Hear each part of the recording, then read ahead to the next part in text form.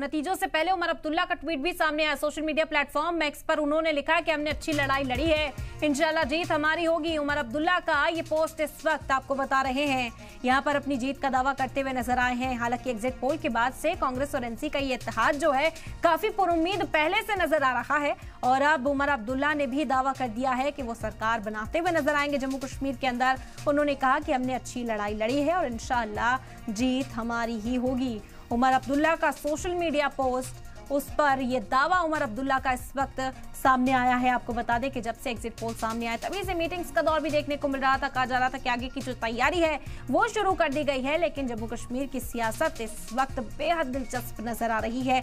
रविंद्र रैना भी मीडिया के सामने आते हैं और कहते हैं कि छोटी पार्टियों के साथ मिलकर सरकार बनाई जाएगी। हम सरकार बनाने का दावा सबसे पहले पेश करते हुए नजर आएंगे। ये दावा बीजेपी की ओर से किया गया कि जम्मू में जो मेजोरिटी है वो पूरी तरह से मिलेगी और कश्मीर में छोटी पार्टियों को साध कर सरकार बनाने का दावा पेश कर सकते हैं।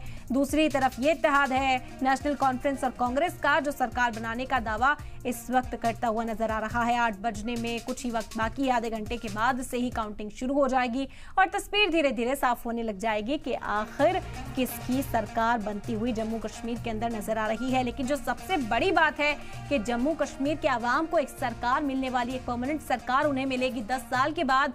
ये वक्त आएगा क्योंकि 2014 के बाद जिस तरह पीडीपी और बीजेपी के तहत की सरकार बनी और उसके बाद उस सरकार के गिरने के बाद आज तक यहाँ पर सरकार कायम नहीं हो सकी है और इसी वजह से कहा जा रहा है कि 10 साल के बाद ये मौका जम्मू कश्मीर के आवाम के पास है।